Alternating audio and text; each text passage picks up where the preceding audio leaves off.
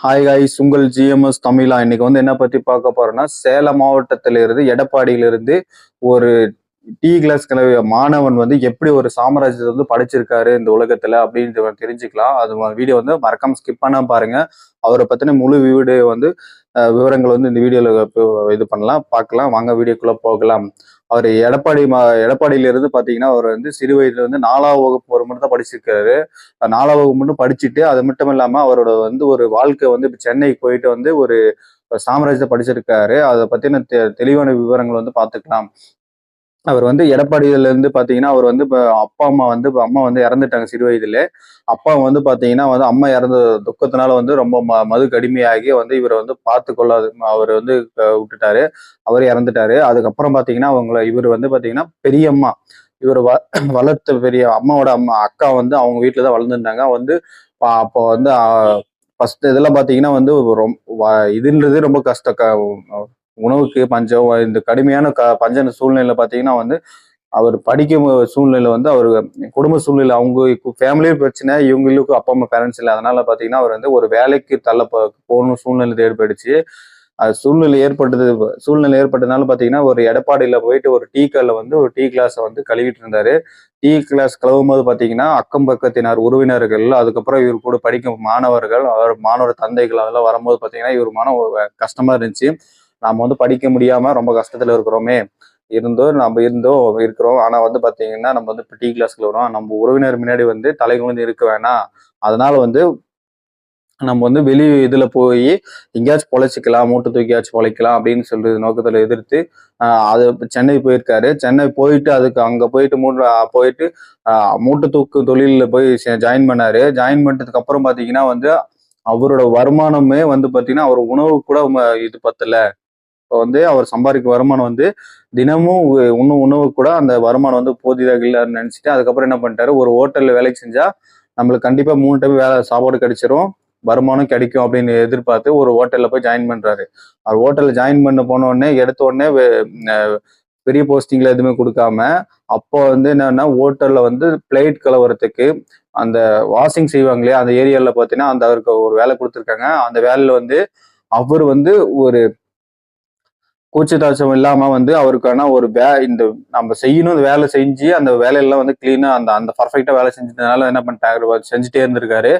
செய்யும் போது பாத்தீங்கன்னா அந்த அந்த அந்த சோப்பு, அந்த சோப்பாயில அந்த கிரீம் இதுல இருக்குங்க இல்லையா, அதனால பாத்தீங்கன்னா அவர் நகைக்கண்ணு, அந்த தோல் இதுல புண்ணாகிறது, அந்த மாதிரிலாம் ஆயிடுச்சு. அவர் சாப்பிடும்போது பாத்தீங்கன்னா கை கிளவுஸ்ல போட்டு அந்த சாப்பிடுற அளவுக்கு அந்த அளவுக்கு ரொம்ப கஷ்டப்பட்டு தான் அந்த இது அடைஞ்சாரு. அதுக்கப்புறம் சர்வரை இது அதுக்கப்புறம் சர்வரை டீம் ஒர்க் பண்ணி அதுக்கப்புறம் பாத்தீங்கன்னா ஒரு நல்ல ஹோட்டல்ல நல்ல ஒரு வேலை செய்யக்கூடிய இப்ப ஒரு நபரை வளர்ந்து வந்துட்டு இருந்தாரு. அதுக்கப்புறம் பாத்தீங்கன்னா நாம இவ்வளவு வேலை செய்யணுமே, ஏன் நாமளே இந்த வேலைக்காக ஒரு தொழில் தொடங்க கூடாது அப்படின்னு சொல்லிட்டு ஒரு ஹோட்டல்ல நடத்தலாம் அப்படின்ட்டு ஃபர்ஸ்ட் தள்ளுவண்டியில ஒரு வைக்கிறாரு. தள்ளுவண்டியில பாத்தீங்கன்னா 3 கிலோ பிரியாணி பாஸ்மதி ரைஸ்ல இவர் தான் சென்னையில 1971 அறிமுகப்படுத்தின சொல்றாரு. அந்த பாஸ்மதி ரைஸ்ல பாத்தீங்கன்னா பிரியாணி செஞ்சு நல்ல தரமும் நல்ல மனமும் நல்ல அந்த அந்த பிரியாணிக்கான குவாலிட்டி கொடுத்தனால பாத்தீங்கன்னா நிறைய மக்கள் அதை விரும்பி சாப்பிட ஆரம்பிச்சிட்டாங்க.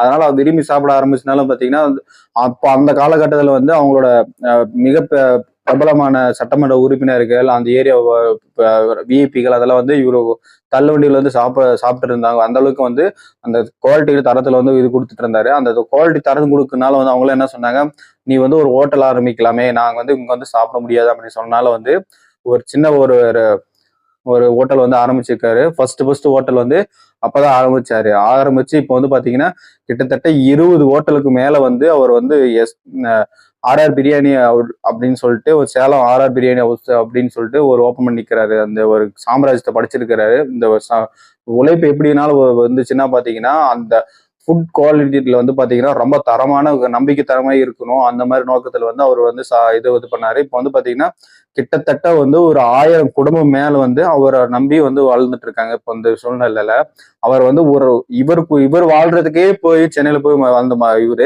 இவரை நம்பி ஒரு 1000 குடும்பம் வாழ்ந்துட்டு இருக்காங்க. அந்த மாதிரி சொல்லிட்டு இருக்காரு. இவர் எப்படி அவரு குடுக்கும் கஸ்டமர் ஒரு வாடிக்கையாளர் வர்றாங்கன்னா அந்த குடுக்கும் ப்ராடக்ட் இது வந்து குவாலிட்டி வந்து 100% இருக்கணும். இவங்க சாப்பிட்டு அடுத்த டைம் வந்து நம்ம மறுபடியும் வந்து நம்ம ரெகுலர் கஸ்டமரா வரணும். அந்த நோக்கத்துல வந்து பாத்தீங்கன்னா கண்டிப்பா வந்து குவாலிட்டியில வந்து குறைபாடு இருக்கக்கூடாது. சுவையிலே வந்து எதுவும் வந்து இது இருக்கக்கூடாதுன்றதுக்காக வந்து பர்ஃபெக்டா அந்த காலத்துல இருந்து செஞ்சனால பாத்தீங்கன்னா இப்போ வந்து ஒரு சாம்ராஜ்யத்தை படிச்சிருக்காரு.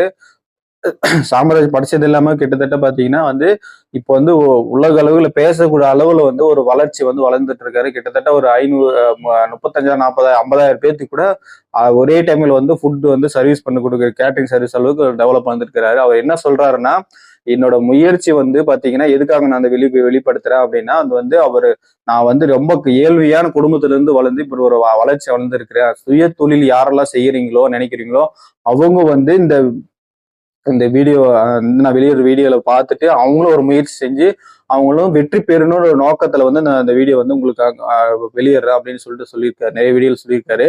அதே நோக்கத்துல தான் நாமளும் வெளியிடுறோம். என்னன்னா அவரோட எப்படி வெற்றி பெற்றாருன்னு பாத்தீங்கன்னா சாதாரண டீ கிளாஸ்ல இருந்து இப்போ வந்து ஒரு சாம்ராஜ் 20 கடைக்கு வந்து ஓனர் ஆயிருக்காரு. அந்த மாதிரி வந்து அவர் குவாலிட்டியும் ப்ராடக்டும் அவரோட நம்பிக்கை ஒரு வேலை செய்யற ஊழியர் வந்து சமமா அவருக்கு சமமா நம்பிச்சு ஒரு ஃபர்ஸ்ட் வந்து ஒரு கடை ஓபன் பண்ணி நீங்க வந்து அந்த கடையில வந்து ஃபுல்லு குவாலிட்டி 100% கொடுங்க, கொடுத்தீங்கன்னா கண்டிப்பா வெற்றி பெறலாம் அப்படின்னு சொல்லியிருக்காரு. ஏன்னா வந்து சில பேர் வந்து பாத்தீங்கன்னா உங்களை வந்து அந்த எண்ணத்துக்கு ஹோட்டல் ஓபன் பண்ணா ஜெயிச்சிடலாம், நிறைய வருமானம் வந்துடும் அப்படின்னு நினைச்சு ஓபன் பண்ணாங்க. ஆனா வந்து நிறைய பேர் மூடி இருப்பாங்க. ஆனா நீ ஒரு ஹோட்டல் ஓபன் பண்ணா அதை தரம் குவாலிட்டியை நிறைய கரெக்டா கொடுத்தீங்கன்னா கண்டிப்பா வந்து ஜெயிக்கலாம் அந்த மாதிரி சொல்லியிருக்காரு. ஃபர்ஸ்ட் வந்து நீங்க ஒரு கடை ஓபன் பண்ணீங்க, நீங்க நல்ல வரவேற்பு கிடைச்சு நிறைய இதுனதுக்கு அப்புறம் நீங்க அடுத்தடுத்து பிரான்ச் ஓபன் பண்ணுங்க. ஆசைக்காக 2 3 பிரான்ச் ஓபன் பண்ணிட்டு உங்க சேல் ஆகல, ப்ராடக்ட் சரியில்லை அது மாதிரி சொல்லிட்டு இது க்ளோஸ் பண்றவங்க நிறைய பேர் இருக்கிறாங்க. அது மாதிரி இருக்காம இப்ப நான் என்ன இது பண்ணி நிறைய பேர் வந்து இப்போ தொழில் ஆரம்பிச்சு வந்து ஒரு ரெஸ்டாரண்ட் ஓபன் பண்ணி இந்த மாதிரி நிறைய கொடுத்துருக்கேன். இந்த மாதிரி பண்ணி வளர்ந்து வந்துட்டு இருக்காங்க. அதை பத்தி நான் எப்படி கஷ்டப்பட்டனோ அந்த மாதிரி வந்து யாரும் கஷ்டப்படக்கூடாது. கஷ்டப்படாம இன்ட்ரெஸ்டால வேலை செஞ்சு இப்போ இந்த சூழ்நிலை பாத்தீங்கன்னா நிறைய பேருக்கு கண்டிப்பா வருமானம் எல்லாம் இருக்கும். யாருமே ரொம்ப ஏழ்மையான இல்லை. அதனால வந்து பாத்தீங்கன்னா ஒரு தொழில் ஆரம்பிச்சீங்கன்னா அதுல குறிக்கோளா இருங்க, கண்டிப்பா வெற்றி பெறுவீங்க அப்படின்ற மாதிரி நோக்கத்துல சொல்லிக்காரு. மறக்காம நீங்களும் ஏதாவது ஒரு தொழில் ஆரம்பிக்கணும்னு நினைக்கிறவங்களும் இந்த அவர் சொன்ன பாலிசியை வச்சுட்டு வந்து தரம், குவாலிட்டி, நம்பிக்கை அது வந்து மூணுமே வந்து கரெக்டா பர்ஃபெக்டா இருந்தீங்கன்னா வந்து கண்டிப்பா ஜெயிக்கலாம் அப்படின்ற நோக்கத்துல வந்து அவர் சொல்லியிருக்காரு. நானும் சொல்றேன். இந்த வீடியோ வந்து மறக்காம மேலான கருத்தில் கமெண்ட் பாக்ஸ்ல கமெண்ட் பண்ணுங்க. பிடிச்சிருந்தா லைக் பண்ணுங்க, பிடிக்கலாம் டிஸ்லைக் பண்ணுங்க. இந்த மேலான கருத்துக்களை வந்து கமெண்ட் பாக்ஸ்ல கமெண்ட் பண்ணுங்க. அடுத்தடுத்து போடக்கூடிய வீடியோக்கு வந்து ஒரு இன்ட்ரெஸ்டான இருக்கும். லைக் ஜிஎம்எஸ் தமிழ் வந்து சப்ஸ்கிரைப் பண்ணுங்க. பீல்வது நாமாயினும் வாழ்வது தமிழாகட்டும். உங்கள் ஜிஎம்எஸ் தமிழா.